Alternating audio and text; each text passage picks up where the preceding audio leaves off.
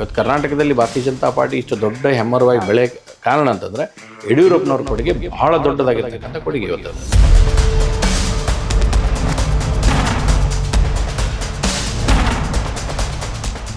ಯಡಿಯೂರಪ್ಪನವ್ರು ಅಂತಕ್ಕಂಥದ್ದು ಒಬ್ಬ ಎಲ್ಲರಿಗೂ ನಮಗೆ ರೋಲ್ ಮಾಡಲ್ಲ. ಇವತ್ತವರು ಒಂದು ವ್ಯಕ್ತಿ ಅಲ್ಲ, ಒಂದು ಶಕ್ತಿಯಾಗಿ ಕರ್ನಾಟಕದ್ದು ಯಡಿಯೂರಪ್ಪನವ್ರು ಹೊರಹೊಮ್ಮಿದ್ದಾರೆ. ನಾವು ಯಡಿಯೂರಪ್ಪನವ್ರು ಏನು ಕಲಿಬೇಕಂದ್ರೆ, ಯಾವಾಗ ಅವ್ರು ಹೋರಾಟ ಮಾಡಿದ್ರು, ಯಾವಾಗ ನಮಗೆ ಅಧಿಕಾರ ಬಂತು, ಜವಾಬ್ದಾರಿ ಬಂತು, ಆ ಸಂದರ್ಭದಲ್ಲಿ ಅದನ್ನು ನಿಭಾಯಿಸ್ತಕ್ಕಂಥ ಕೆಲಸವನ್ನು ಮಾಡಿದ್ರು. ಯಾರೂ ಕೂಡ ಊಹಿಸಲಾರದ ರೀತಿಯಲ್ಲಿ ಇವತ್ತು ಭಾಗ್ಯಲಕ್ಷ್ಮಿ ಅಂತ ತೊಗೊಂಡ್ರು. ಇವತ್ತು ಭಾಗ್ಯಲಕ್ಷ್ಮಿ ಅವರು ಮಾಡಿದಂಥ ಸ್ಕೀಮು ಇವತ್ತೆಲ್ಲ ದೊಡ್ಡ ಅಮೌಂಟ್ ಆಗಿ ಇವತ್ತು ವಿದ್ಯಾರ್ಥಿನಿಯರಿಗೆ ಸೇರ್ತಾ ಇದೆ, ಮಕ್ಕಳಿಗೆ ಸೇರ್ತಾ ಇದೆ. ಇದು ಯಡಿಯೂರಪ್ಪನವ್ರ ಅಭಿಮಾನೋತ್ಸವ ಅಲ್ಲ, ಇದು ಕರ್ನಾಟಕದ ಭಾರತೀಯ ಜನತಾ ಪಾರ್ಟಿ ಕಾರ್ಯಕರ್ತರ ಅಭಿಮಾನೋತ್ಸವ.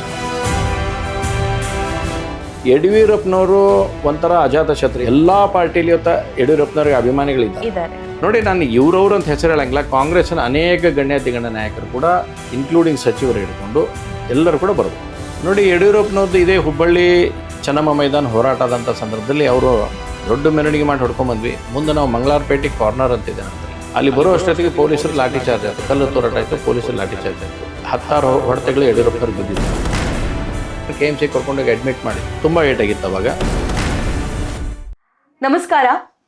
ಸಭಾವೇದ್ ಸಭಾನಲ್ಲಿ ಪ್ರತಿಯೊಂದು ಎಪಿಸೋಡ್ನಲ್ಲೂ ಹೊಸ ಹೊಸ ಗೆಸ್ಟ್ಗಳನ್ನು ನೀವು ನೋಡ್ತೀರಾ. ನಾನು ಉತ್ತರ ಕರ್ನಾಟಕ ಭಾಗದೊಳಗಿರೋದ್ರಿಂದ ಉತ್ತರ ಕರ್ನಾಟಕದ ಒಂದಿಷ್ಟು ಲೀಡರ್ಸ್ಗಳನ್ನು ಮಾತಾಡಿಸ್ಬೇಕು ಅಂತ ಅಂದು ಗಂಡು ಮೆಟ್ಟಿದ ನಾಡು ಹುಬ್ಬಳ್ಳಿಗೆ ನಾನು ಬಂದೆ. ಹುಬ್ಬಳ್ಳಿ ಧಾರವಾಡದ ಕೇಂದ್ರದ ಒಬ್ಬ ಸಾಮಾನ್ಯ ಕಾರ್ಯಕರ್ತರಾಗಿದ್ದವ್ರನ್ನ MLA ಆಗಿ ಮಾಡಿರುವಂತಹ ಪಕ್ಷ ಯಾವುದು ಅಂತಂದರೆ BJP.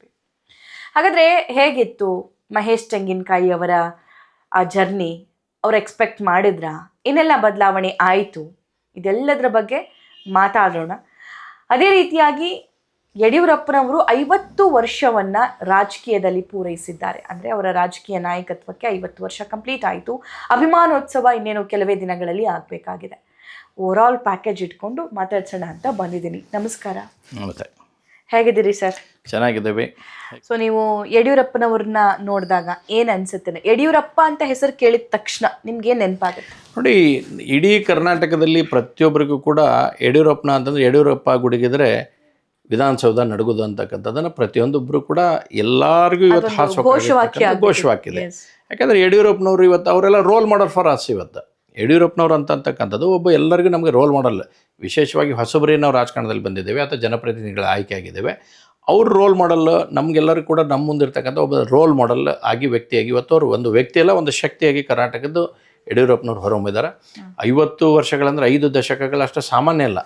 It's not easy. ಅದು ಯಾವಾಗ ಯಡಿಯೂರಪ್ಪನವರು ರಾಜಕಾರಣವನ್ನು ಪ್ರಾರಂಭ ಮಾಡಿದಂಥ ಸಂದರ್ಭದಲ್ಲಿ ನಾನು ಕೇಳ್ತಕ್ಕದ್ದು, ಅವಾಗೇನು ನಮ್ಮ ಕಡೆ ಕಾರು ಇರ್ತಿದ್ದಿಲ್ಲ, ಯಾವುದೋ ಬಸ್ನಲ್ಲಿ ಬರ್ತಿದ್ರು, ಯಾರೋ ಬೈಕ್ನಲ್ಲಿ ಕರ್ಕೊಂಡು ಹೋಗ್ತಿದ್ರು. ಈ ರೀತಿಯಾಗಿ ಇವತ್ತಿನ ವ್ಯವಸ್ಥೆಗಳು ನಮಗೆಲ್ಲ ವ್ಯವಸ್ಥೆಗಳೇ ಒಂದಿಷ್ಟು ಬಂದಿದ್ದಾವೆ ಇವತ್ತು. ಆದರೆ ಆ ಸಂದರ್ಭದಲ್ಲಿ ಯಡಿಯೂರಪ್ಪನವರಾಗಲಿ, ಅನಂತಕುಮಾರ್ ಅವರಾಗಲಿ, ಶಿವಪ್ಪನವರಾಗಲಿ ಇರ್ತಕ್ಕಂಥ ಸಂದರ್ಭದಲ್ಲಿ ಯಾವುದೇ ವ್ಯವಸ್ಥೆಗಳಿದ್ದು ಇಲ್ಲದಂಥ ಸಂದರ್ಭದಲ್ಲಿ ಕೂಡ ಪಾರ್ಟಿಯನ್ನು ಇಷ್ಟು ಕಟ್ಟಿ ಬೆಳೆಸಿದ್ರಲ್ಲ, that is a great achievement. ಇವತ್ತು ಕರ್ನಾಟಕದಲ್ಲಿ ಭಾರತೀಯ ಜನತಾ ಪಾರ್ಟಿ ಇಷ್ಟು ದೊಡ್ಡ ಹೆಮ್ಮರವಾಗಿ ಬೆಳೆ ಕಾರಣ ಅಂತಂದರೆ ಯಡಿಯೂರಪ್ಪನವ್ರ ಕೊಡುಗೆ ಬಹಳ ದೊಡ್ಡದಾಗಿರ್ತಕ್ಕಂಥ ಕೊಡುಗೆ ಇವತ್ತು. Not only in Karnataka sir, ಇಡೀ ದಕ್ಷಿಣ ಭಾರತ. ಡೆಫಿನೆಟ್ಲಿ ನಾವು ಇಡೀ ದಕ್ಷಿಣ ಭಾರತದಲ್ಲಿ ಹೆಬ್ಬಾಗಿಲು ಯಾವುದು ಅಂತಂದ್ರೆ ಕರ್ನಾಟಕ. ಭಾರತೀಯ ಜನತಾ ಪಾರ್ಟಿಗೆ BJPಗೆ ಇವತ್ತು ಹೆಬ್ಬಾಗಿಲು ಅಂದರೆ ಕರ್ನಾಟಕದಿಂದ ನಾವು ಇವತ್ತು ಎಲ್ಲ ಕಡೆನೂ ಸ್ಪ್ರೆಡ್ ಆಗುವಂಥದ್ದು ಆಗ್ತಾ ಇದೆ.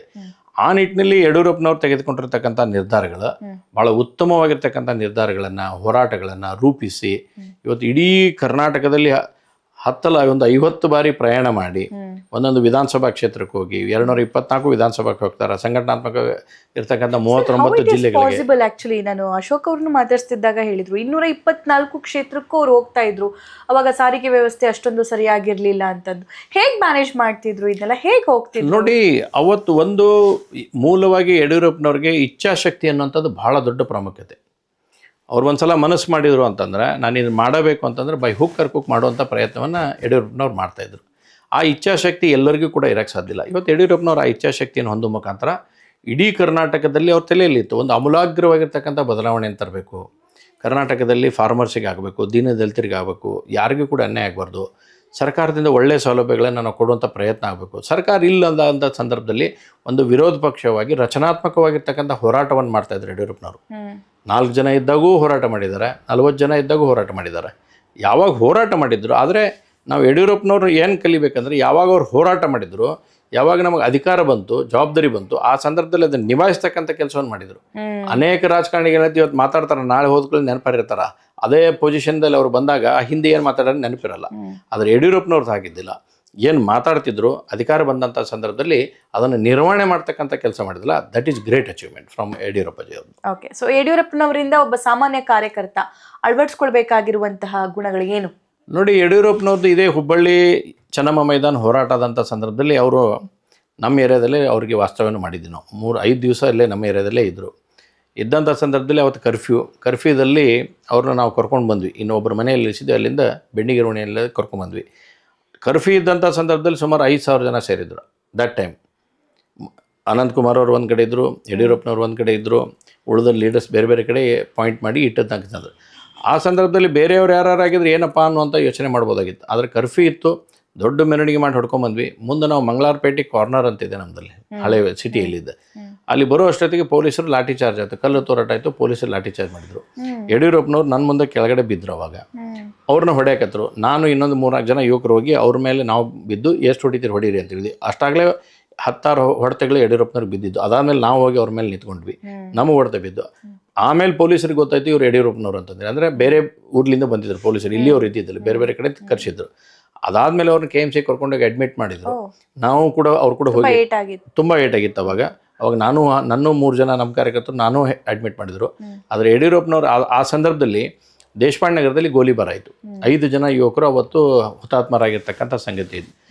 ಯಾವಾಗ ಯಡಿಯೂರಪ್ಪನವ್ರ ಕಿವಿಗೆ ಅದು ಬಿತ್ತು, ನಾವು ಹೇಳಿದ್ವಿ ಹಿಂಗಾಗೈತಿ, ಫೈರಿಂಗ್ ಆಗಿ 5 ಜನ ಕಾರ್ಯಕರ್ತರು ತೀರ್ಕೊಂಡಾರ ಅಂತ ಹೇಳಿದಾಗ ತಮ್ಮೆಲ್ಲ ನೋವನ್ನು ನೆನಪಾರಿ ನೇರವಾಗಿ ನಾನು ಹೊರಗೆ ಕರ್ಕೊಂಬ ಅಲ್ಲಿ KMC ಹೊರಗಡೆ ಅಂತಂದೇಳಿ ಬಂದವರು ಯಡಿಯೂರಪ್ಪನವರು.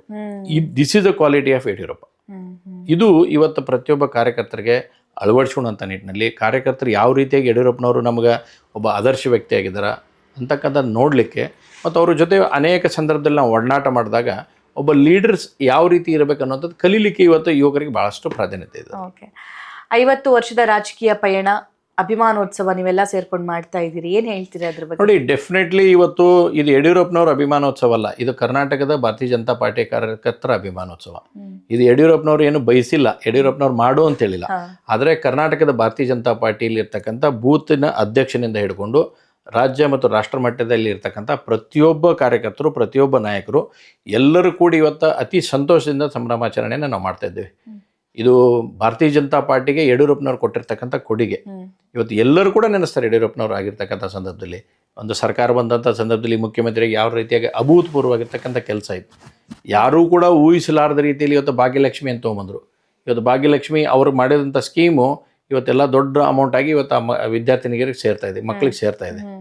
ಆ ರೀತಿಯಾಗಿರ್ತಕ್ಕಂಥ ತೆಗೆದುಕೊಂಡು ಬಂದ್ರ ಮುಖಾಂತರ ಭ್ರಷ್ಟಾಚಾರ ರಹಿತವಾಗಿರ್ತಕ್ಕಂಥ ಆಡಳಿತವನ್ನು ಕೊಡತಕ್ಕಂಥದ್ದು, ಬಡವರಿಗೆ ಯಾವ್ರಿಗೂ ತೊಂದರೆ ಆಗಲಾರ್ದ ರೀತಿಯಲ್ಲಿ ಕೊಟ್ಟಿರ್ತಕ್ಕಂಥದ್ದನ್ನು ಇವತ್ತು ಅವನ್ನೆಲ್ಲ ಕಲೀಲಿಕ್ಕೆ ಭಾಳಷ್ಟು ನಮಗಿದಾವೆ.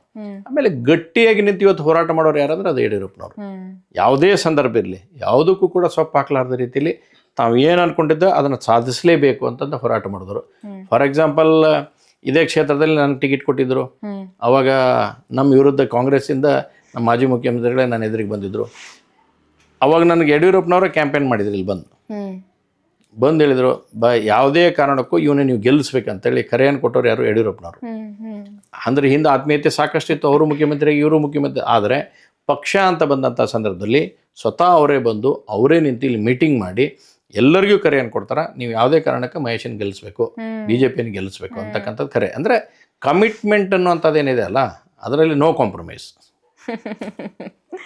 ಓಕೆ ಸರ್, ಇದು ಅಭಿಮಾನೋತ್ಸವ ಭಾಳ ಲೇಟಾಗಿ ಮಾಡ್ತಿದ್ದೀರಾ ಅಂತ ಅನ್ನಿಸ್ತಿಲ್ವಾ? ನೋಡಿ, ಏನೇನೋ ಕಾರಣಕ್ಕೆ ಸ್ವಲ್ಪ ಸಮಯ ಹೊಂದೋನ್ಸದಲ್ಲಿ ಸ್ವಲ್ಪ ಯಾವಾಗಲೂ ಆಗಬೇಕಾಗಿತ್ತು ಸರ್, ಎಷ್ಟೋ ವರ್ಷದಿಂದ ಆಗಬೇಕಾಗಿತ್ತು. ದುರಸ್ತುವ ಎಲೆಕ್ಷನ್ ಹತ್ರ ಬರ್ತಿದೆ ಅಂತನಾ? ನೋಡಿ, ಒಂದೇತನೇ ಎಲೆಕ್ಷನ್ಗೆ ಈ ಅಭಿಮಾನೋತ್ಸವಕ್ಕೆ ಯಾವುದೇ ರೀತಿಯಾಗಿರ್ತಕ್ಕಂಥ ಸಂಬಂಧಗಳಿಲ್ಲ. We are doing it's wholeheartedly. ಆಮೇಲೆ this is irrespective of party, ಇದು ನಾಟ್ ಓನ್ಲಿ ಫಾರ್ BJP. ಇದು ಕೇವಲ BJP ಅಂತಲ್ಲ. ಯಾಕೆ ನಾಳೆ ಮುಖ್ಯಮಂತ್ರಿಗಳು ಬರಲ್ಲ ಅಂತಾರವಾ, ಉಪಮುಖ್ಯಮಂತ್ರಿಗಳು ಬರಲ್ವಾ, ಅನೇಕ ಕಾಂಗ್ರೆಸ್ನಲ್ಲಿ ಇರ್ತಕ್ಕಂಥ ಶಾಸಕರಾಗಲಿ ಸಚಿವರಾಗಲಿ ಬರೋದಿಲ್ಲ ಅಂತ ಏನಿಲ್ಲ. ಪಾಯಿಂಟ್ ಹೇಳಿದ್ರಿ, ಯಾರ್ಯಾರು ಬರ್ತಾರೆ ಹೇಳಿ? ಈಗ ಒಂದೇ ನೋಡಿ, ಯಡಿಯೂರಪ್ಪನವರು ಒಂಥರ ಅಜಾತಶತ್ರು. ಯಾವ ರೀತಿಯಾಗಿ ಅಟಲ್ ಬಿಹಾರಿ ವಾಜಪೇಯಿ ಅವರು ಅಜಾತಶತ್ರು ಅಂತ ಹೆಸರು ತೊಗೊಂಡಿದ್ರು, ಕರ್ನಾಟಕದಲ್ಲಿ ಹೋರಾಟಗಳನ್ನು ಸಾಕಷ್ಟು ಮಾಡಿದ್ದಾರೆ, ಕಾಂಗ್ರೆಸ್ ವಿರುದ್ಧ ಹೋರಾಟ ಮಾಡಿದ್ದಾರೆ. ಅದನ್ನೆಲ್ಲ ಹೊರತುಪಡಿಸಿನೂ ಎಲ್ಲ ಪಾರ್ಟಿಯಲ್ಲಿ ಇವತ್ತು ಯಡಿಯೂರಪ್ಪನವ್ರಿಗೆ ಅಭಿಮಾನಿಗಳಿದ್ದಾರೆ, ಇದ್ದಾರೆ. ಪ್ರತಿಯೊಂದು ಪಾರ್ಟಿಯಲ್ಲಿ ಅಭಿಮಾನಿಗಳಿದ್ದಾರೆ. ಇವತ್ತು ನೀವು ಅನೇಕ ಸಂದರ್ಭದಲ್ಲಿ ನೋಡಿ, ಯಡಿಯೂರಪ್ಪನವರು ಮುಖ್ಯಮಂತ್ರಿಗಳು ಸಿದ್ದರಾಮಯ್ಯನವರು ಸೇರಿದಾಗ ಕುಶಲೋಪರಿ ವಿಚಾರ ಮಾಡ್ತಾರೆ. ಡೆಫಿನೆಟ್ ಅದರೊಳಗೆ ಯಾವುದೇ ರೀತಿಯಾದಂಥ ಭಿನ್ನಾಭಿಪ್ರಾಯ ಬರಲ್ಲ. ನಾನು ಆಗಲೇ ಹೇಳಿದೆ, ಚುನಾವಣೆ ಬಂದಂಥ ಸಂದರ್ಭದಲ್ಲಿ ಎಲ್ಲ ಬರುತ್ತೆ. ಬಟ್ ಚುನಾವಣೆ ಇಲ್ಲದಂಥ ಸಂದರ್ಭದಲ್ಲಿ ಯಡಿಯೂರಪ್ಪನವ್ರ ನಾಯಕತ್ವವನ್ನು ಪ್ರತಿಯೊಬ್ಬರು ಕೂಡ ಒಪ್ಕೊಂಡಿದ್ದಾರೆ ಕರ್ನಾಟಕದಲ್ಲಿ. ಅದರಲ್ಲಿ ಎರಡನೇ ಮತ ಇಲ್ಲ. ನನಗನ್ಸುತ್ತೆ ಎಲ್ಲರೂ ಕೂಡ ಆ ಕಾರ್ಯಕ್ರಮಕ್ಕೆ ಬರ್ತಾರೆ. ಅನೇಕ ಮಠಾಧೀಶರು ಬರ್ತಾರೆ. ಇಡೀ ಕರ್ನಾಟಕದಲ್ಲಿರ್ತಕ್ಕಂಥ ಎಲ್ಲ ಪ್ರಮುಖ ಸ್ವಾಮೀಜಿಗಳು, ಮಠಾಧೀಶರು ಪ್ರತಿಯೊಬ್ಬರು ಬಂದು ಅವರಿಗೆ ಹಾರೈಸ್ತಕ್ಕಂಥ. ಕಾಂಗ್ರೆಸ್ನವ್ರು ಯಾರು ಬರ್ಬೋದು ಸರ್? ನೋಡಿ, ನಾನು ಇವ್ರವ್ರು ಅಂತ ಹೆಸರು ಹೇಳಂಗಿಲ್ಲ. ಕಾಂಗ್ರೆಸ್ನ ಅನೇಕ ಗಣ್ಯಾತಿಗಣ್ಯ ನಾಯಕರು ಕೂಡ, ಇನ್ಕ್ಲೂಡಿಂಗ್ ಸಚಿವರು ಹಿಡ್ಕೊಂಡು ಎಲ್ಲರೂ ಕೂಡ ಬರ್ಬೋದು. ಓಕೆ, ಸೊ ಲಾಸ್ಟ್ ನಿಮ್ಮ ಕಾಮೆಂಟ್ ನಿಮ್ಮ ಕ್ಷೇತ್ರದ ಜನರಿಗಾಗಿರ್ಬಹುದು ಅಥವಾ ಪಕ್ಷದ ಕಾರ್ಯಕರ್ತರಿಗಾಗಿರ್ಬಹುದು, ಏನು ಹೇಳ್ತೀರಿ? ನೋಡಿ, ನಾವು ಪಕ್ಷಕ್ಕೆ ಯಾವಾಗಲೂ ಕೂಡ ಬದ್ಧತೆ ಮತ್ತು ಕಮಿಟ್ಮೆಂಟ್ಲಿಂದ ಕೆಲಸ ಮಾಡಿದ್ರೆ ಪಾರ್ಟಿ ಡೆಫಿನೆಟ್ಲಿ ಕೂಡ ನಮ್ಮನ್ನ ರೆಕಗ್ನಿಷನ್ ಮಾಡುತ್ತೆ. ಇದಕ್ಕೆ ಬೆಸ್ಟ್ ಎಕ್ಸಾಂಪಲ್ ನಾನೇ ಅನ್ನೋದಂಥದ್ದನ್ನು ಕೂಡ ನಾನು ಹೇಳ್ತೀನಿ. Not only for me. ಈಗ ನಾನಿಲ್ಲಿದ್ದೇನೆ, ಶಿವಮೊಗ್ಗದಲ್ಲಿ ಚೆನ್ನಿಯವರಿದ್ದಾರೆ, ಉಡುಪಿಯಲ್ಲಿ ನಮ್ಮ ಸುವರ್ಣ ಯಶ್ಪಾಲ್ ಅವರಿದ್ದಾರೆ, ಮೈಸೂರಲ್ಲಿ ನಮ್ಮ ಶ್ರೀವತ್ಸ ಇದ್ದಾರೆ. ಈ ರೀತಿ ಅನೇಕ ಕಾರ್ಯಕರ್ತರಿಗೆ, ಹೊಸ ಕಾರ್ಯಕರ್ತರಿಗೆ ನೆಲೆಯನ್ನು ಒದಗಿಸಿಕೊಡ್ತಕ್ಕಂಥ ಕೆಲಸವನ್ನು ಭಾರತೀಯ ಜನತಾ ಪಾರ್ಟಿಯಲ್ಲಿ ಆಗ್ತಾಯಿದೆ. ನನಗೆ ವಿಶ್ವಾಸ ಐತಿ ಮುಂದಿನ ದಿನಮಾನಗಳಲ್ಲಿ ಕೂಡ. ಇವತ್ತು ನೋಡಿ, ಒಬ್ಬ ರಾಷ್ಟ್ರೀಯ ನಾಯಕರನ್ನು 35 ವರ್ಷದಲ್ಲಿ ಇರ್ತಕ್ಕಂಥ ಒಬ್ಬ ವ್ಯಕ್ತಿಯನ್ನು ಇವತ್ತು ರಾಷ್ಟ್ರೀಯ ನಾಯಕರನ್ನು ಆಯ್ಕೆ ಮಾಡ್ತಾರೆ ಅಂದರೆ, ಇನ್ನು ಮುಂದಿನ ದಿನಮಾನಗಳಲ್ಲಿ ಯುವಕರಿಗೆ, ವಿಶೇಷವಾಗಿ ಯುವಕರಾಗಲಿ ಯುವತಿಯರಾಗಲಿ ಎಲ್ಲರಿಗೂ ಕೂಡ ಭಾರತೀಯ ಜನತಾ ಪಾರ್ಟಿಯಲ್ಲಿ ದೊಡ್ಡದಾಗಿರ್ತಕ್ಕಂಥ ಅವಕಾಶಗಳಿದ್ದಾವೆ. ತಾವೆಲ್ಲರೂ ಬನ್ನಿ, ಭಾರತೀಯ ಜನತಾ ಪಾರ್ಟಿ ಜೊತೆ ಕೈ ಜೋಡಿಸಿ ದೇಶದ ಭವಿಷ್ಯಕ್ಕಾಗಿ ಭಾರತೀಯ ಜನತಾ ಪಾರ್ಟಿ ಇರುತ್ತೆ. Okay sir, thank you so much ಕಾರ್ಯಕ್ರಮದಲ್ಲಿ ಜಾಯಿನ್ ಆಗಿದ್ದಕ್ಕೆ.